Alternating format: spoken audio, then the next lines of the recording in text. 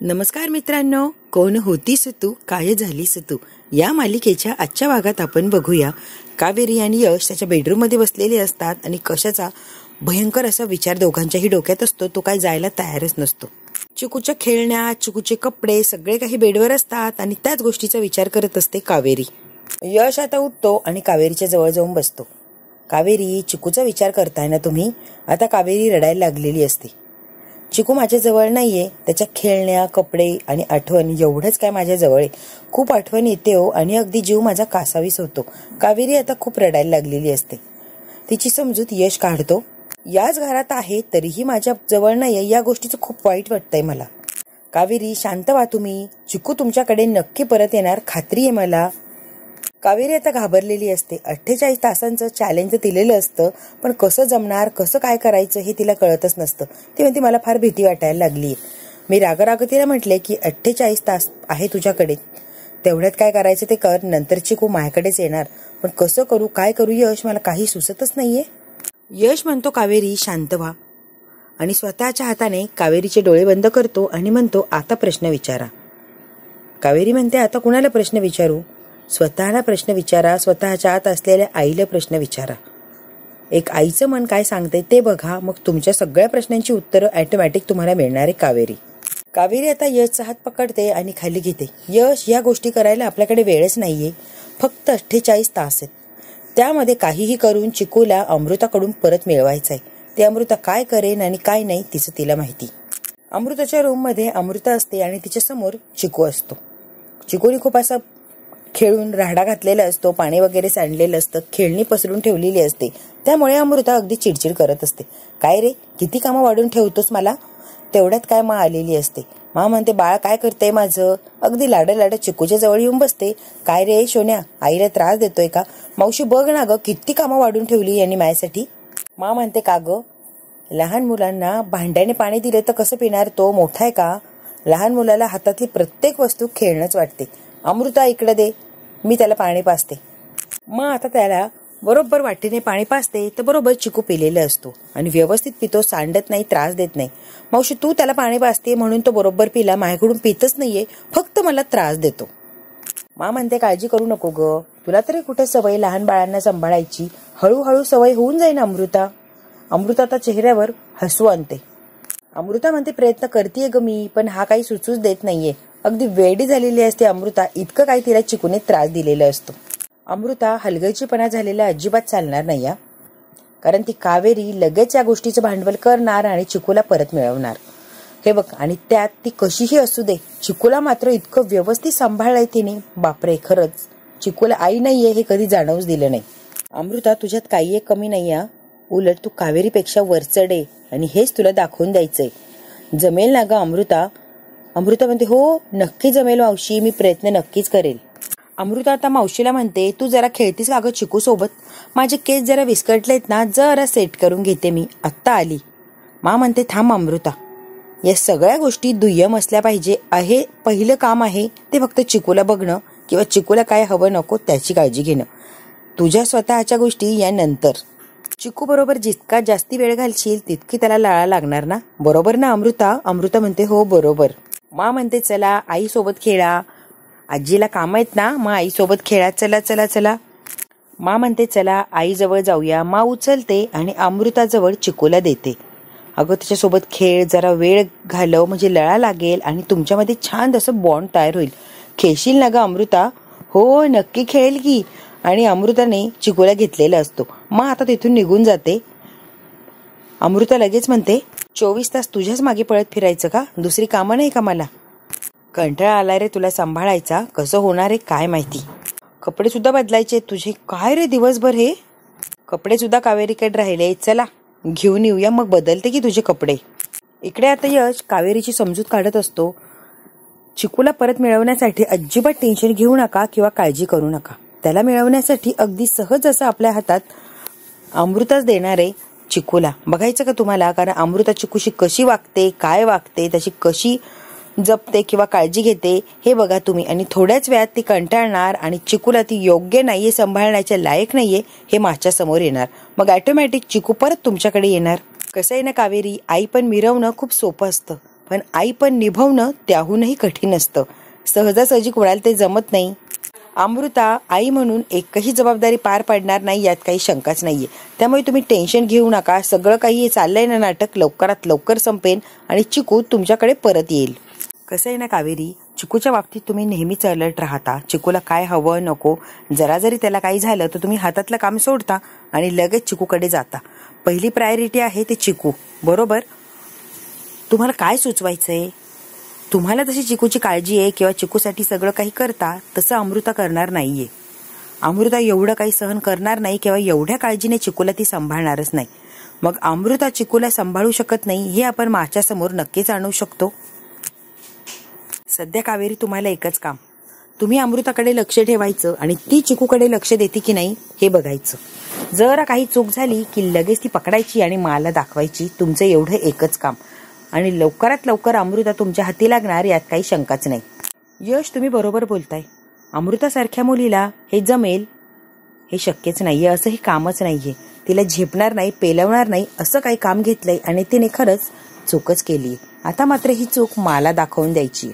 तेवढ्यात काय दरवाजाच्या बाहेर चिकूचा रडण्याचा आवाज येतो आणि यश आणि कावेरी दोघंही बघायला लागतात. अमृता पटकन दरवाजा उघडते आणि आत आलेली असते. चिकू रडत असतो. चिकूला बघून इमोशनल होते कावेरी आणि जवळ यायला लागते. ए, तुझा हा ड्रामा लांब ठेवा. चिकूचं काही सामान राहिलंय तेवढं दे. कावेरी म्हणते, अमृता चिकूचं कसलं सामान? ए, सामान म्हणजे कपडे खेळणी, तेवढं काय राहिलंय ना ते दे. तुझं ही इमोशनल ड्रामा बघायला नाही आली मी. चिकूचे कपडे बदलायचे, मग चिकू छान छान दिसणार. हो ना रे बाळा. कावेरी म्हणते, मुळात तुमची रूम इथेच आहे आणि त्याचे कपडे घ्यायला कितीसा वेळ लागणार आहे? जाऊ बाई, मुळात तू त्याचे कपडे त्याच्या खेळण्या मला आधीच द्यायला हव्या होत्या. मी स्वतःला मागायला यावं याची वाटच का बघितलीस? मुद्दाम करतेस का तू कावेरी? म्हणजे कसं की तू सांगायला मोकळी मी चिकूला कसं सांभाळू शकत नाही, त्याचे कपडे त्याची खेळणी किंवा त्याची जबाबदारीच मी घेऊ शकत नाही हे सगळ्यांना सांगत फिरणार यासाठी मुद्दाम करतेय ना कावेरी? त्याची खेळणी सुद्धा इथून घेऊन गेले नाही, सगळ्यांच्या नजरेत वाईट ठरवायचं हेच करतेय ना तू? यश म्हणतो, अमृता आता जबरदस्तीने कावेरीला म्हणते, बाजूला हो, बाजूला हो म्हटलंय ना, आणि समोर येते आणि पटपट कपडे उचलायला लागणार असते. यश म्हणतो, थांब, गडबड करू नको, कपडे मी देतो तुझ्या हातात. यशने थोडेसे कपडे घेतलेले असतात आणि अमृताच्या हातावर ठेवतो. अमृता म्हणते, कपडे दिले, खेळणी कोण देणार? यश आता कावेरीकडे बघतो आणि खेळणी सुद्धा देतो. यश आता काही खेळणी द्यायला लागतो. कावेरी म्हणते, थांबा, हे चिकूचं फेवरेट खेळणं आहे, तो आपल्याकडे परत येईल तेव्हा त्याला लागणार ना, हे देऊ नका. अमृता म्हणते, तो तुझ्याकडे परत कधीच येणार नाही, नको कशी स्वप्न बघू, काही उपयोग होणार नाही. चिकू आता परत तुझ्याकडे येत नसतो. चिकू आता लिगली माझाच होणार आहे, त्यामुळे या गैरसमजातून लवकरात लवकर बाहेर ये. तुला काय वाटलं काहीतरी जादू होणार आणि चिकू तुझ्याकडे परत येणार? अगं हे शक्यच नाहीये. आणि हो कावेरी, पुढच्या 48 तासात काय 48 वर्ष झाले तरी तो तुझ्याकडे परत येणार नाही याची सोय मी नक्कीच करणार. हो, काकू म्हणून सुद्धा कुठलेही संबंध ठेवणार नाही याची खबरदारी तर मी घेणारच. तुम्हाला कधीच मी जवळ येऊ देणार नाही. चिकूचं भविष्य आता माझ्या हातात, त्याला कसं घडवायचं कसं वाढवायचं हे माझ्या हातात आहे. यश, खेळणी देतोय की नाही? नसन देणार तर सांग, मी दुसरी बोलवते. चिकू सारखा रडत असतो. अमृता 1-2 खेळण्या घेते आणि त्याला शांत करण्याचा प्रयत्न करते, तरीही तो शांत व्हायला तयारच नसतो. कावेरी तिचा हात आता जरा खाली घेते आणि म्हणते, अगं तुझ्या बांगड्या टोचताय ना म्हणून एवढा रडतोय तो, म्हणून त्याला त्रास होतोय. कावेरी म्हणते, कोण आहे ते लबाड? मध्येच असतं, मध्येच रडायला लागतंय, काय चाललंय या लबाडाचं?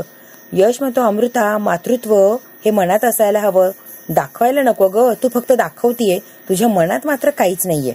चिकूची काळजी घेता येत नाहीये, पण तू चिकूला ट्रॉफी मात्र समजतीये, कारण ती तू जिंकलीये ना.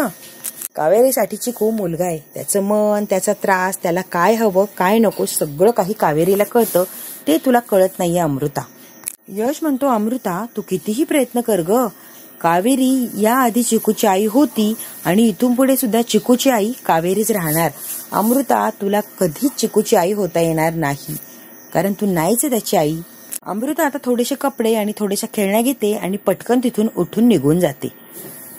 ती निघून गेल्यावर कावेरी यशला म्हणते, यश, तुमच्याशी बोलून माझ्या मनाला उभारी आलीये. तुम्ही आता बघाच मी नेमकी काय करतेय आणि कसं काय सगळं मिळवतीये. कावेरी म्हणते, अमृता, माझ्या चिकूला माझ्यापासून हिरावून घेतलं याची किंमत तुला नक्कीच मोजावी लागणार आणि ती मी मोजायला लावणार तुला. आता कावेरीने काय मनाशी पक्क केलंय आणि काय नाही ती चांगला धडा शिकवणार असते अमृताला. इकडे आता अमृताचं खूप सारं पार्सल आलेलं असतं. ती थोडंसं हातात घेते आणि त्या माणसाला म्हणते बाकीचं तुम्ही घेऊन या. तो आता तिच्या मागे मागे चाललेला असतो. खूप मोठ्या प्रमाणात तिने सामान मागवलेलं असतं. हॉलमध्ये आता मा बसलेली असते आणि कावेरी तिथेच उभी असते. तर सगळं काही सामान बघते आणि मा जोरात ओरडते, अगं अमृता हे सगळं काय आहे? एवढं सगळं सामान काय? कशासाठी? मा हे सगळं काही सामान आहे ते चिकूसाठी आणि चिकूसाठी गंमत आहे. अगं गंमत म्हटली तरी हे सामान खूप झालंय अमृता. अगं चिकूसाठी खेळण्या वगैरे मागवल्या आणि या पोत्यात गावाकडनं ऑर्गॅनिक असं धान्य मागवलंय, डाळी तांदूळ सगळं काही. खूप छान चिकूला चांगलं पौष्टिक असं मिळेल असं. आणि यात साजूक तूप आहे चिकूसाठी. मा म्हणते वा, आता या साजूक तुपाचा वापर फक्त चिकूसाठी करायचा आहे ना. बदाम घालून चिकूसाठी शिरा करू की आपण. अगं मावशी चिकूसाठी छान ही गाडी पण आणली आहे. मा म्हणते अरे वा, काय मज्जा आहे चिकूची. खरंच आईने काय काय मागवलंय बघ की चिकू. म्हणते अगं मा सगळ्यात महत्वाचं विसरले. काय ग अमृता? बांबूच्या कापडापासून बनवलेले खास कपडे. हे कपडे वापरले की चिकूला अजिबात त्रास होणार नाही. अरे बापरे, काय काळजी घेतेय तू मुलाची. यांचं सगळं काही बोलणं काय चाललंय काय नाही तिथेच उभा राहून कावेरी बघत असते. मा म्हणते सगळं काही ठीक आहे, पण अमृता हा किती खर्च आहे? खूप खर्च झालाय मोठ्या प्रमाणात, कळतंय का तुला? अगं मावशी असंच असतं ना, आईचं प्रेम. आई कुठच्याही बाबतीत अगदी काहीही कॉम्प्रोमाइज करत नाही, कारण ती आई असते ना. आपल्या मुलाला हवं ते सगळं काही देण्याचा प्रयत्न करते. अजून बरंच काही मागायचंय, पण नंतर म्हटलं की नको, वाढतं अंग आहे, कपडे छोटे होतील, वस्तूंचा उपयोग होणार नाही, मग पुढच्या वेळेला मागवता येईल की. मा म्हणते बरोबर.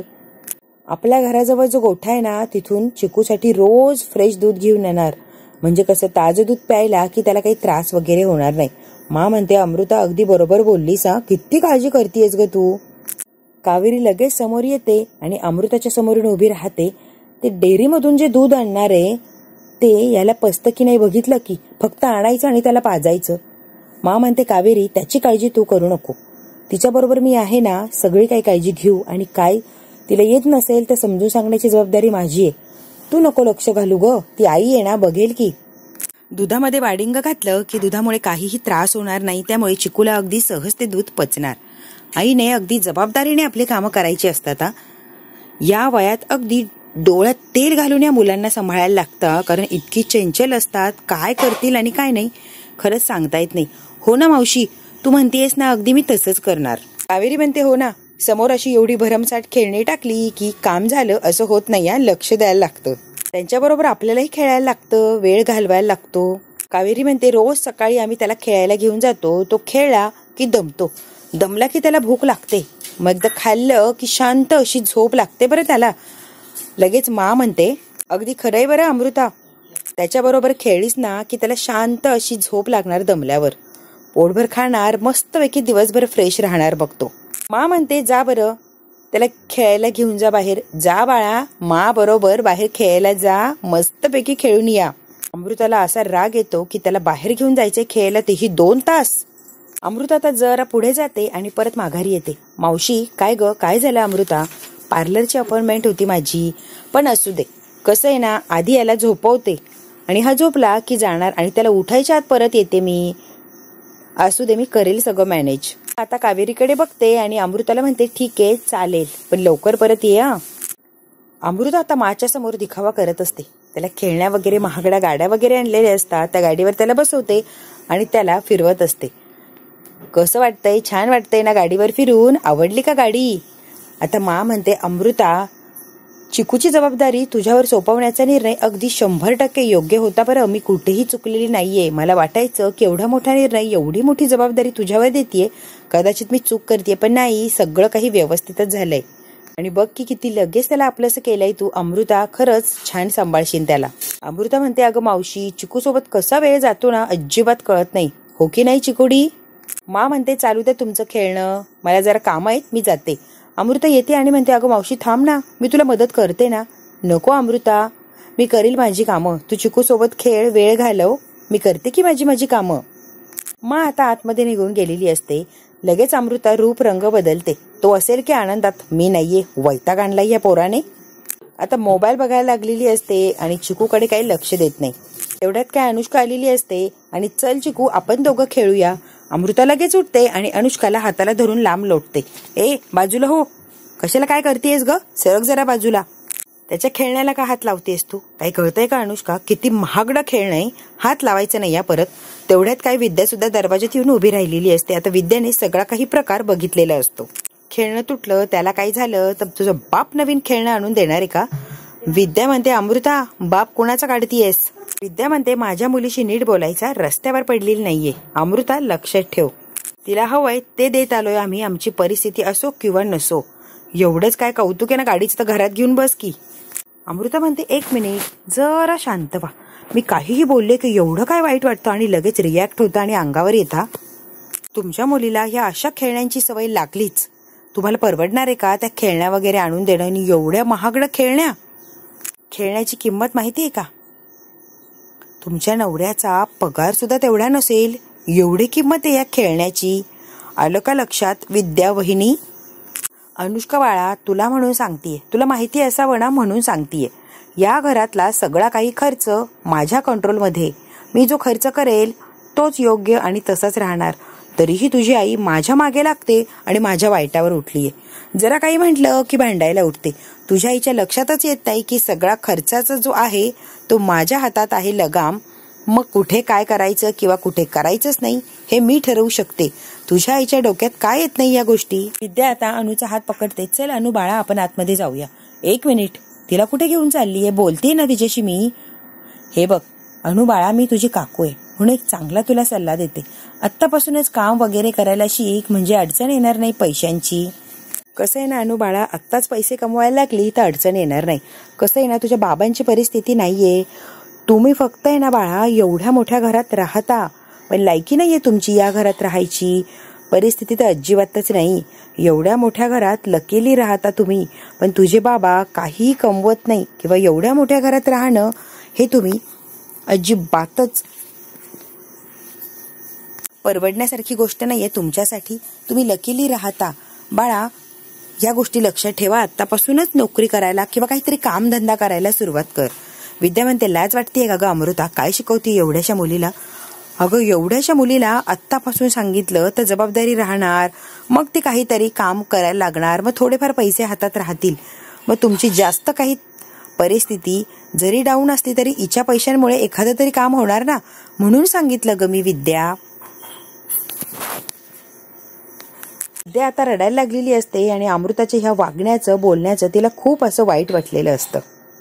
स्वतःचे डोळे पुसते, सावरते आणि विद्या म्हणते अनु बाळा चल आता. खूप असं अपमानित केलेलं असतं अमृताने. अमृता जे बोलली वागली त्याचा काही एक परिणाम झालेला नसतो तिच्यावर. ती चिकूला उचलते आणि आता आतमध्ये आलेली असते. चिकू आता मी खूप थकले बरं, आता इथे बस. अमृता आता खूप दमलेली असते. त्याला खुर्चीवर बसवते आणि एक खेळणं देते. गुपचूप बसायचा, अजिबात आवाज नाही आला पाहिजे. अमृता म्हणते ते खेळण्याची खेळ माझ्याकडे असं बघत बसू नको. आणि ती आता मोबाईलवर परत सुरू झालेली असते. अजिबात चिकूकडे लक्ष नसतं. पार्लरमध्ये जायचं असतं म्हणून फोन वगैरे लावून कधी यायचं ते विचारत असते. चिकू आता खेळता खेळता खाली त्या सोफ्यावर झोपलेला असतो आणि मग खेळत असतो. अमृता बघते, पटकन त्याला उचलते. अरे पडशील की, आडवा तिडवा पडून काय खेळतोय, व्यवस्थित बसून खेळता येत नाही का. कावेरी आलेली असते. जाऊ बाई, मगाशीचा उत्साह कुठे गायब झाला. चिकू सोबत खेळा की. अहो त्याला खूप छान वाटतं. पळापळी लपाछपी असे खेळ खेळले की त्याला आवडतं आणि तो दमतो. ए कावेरी, मला शहाणपणा शिकवू नकोस हा. मला शहाणपणा शिकवण्यापेक्षा तुझी कामं कर की तू. तुम्ही ना असं ऐकणार नाहीये.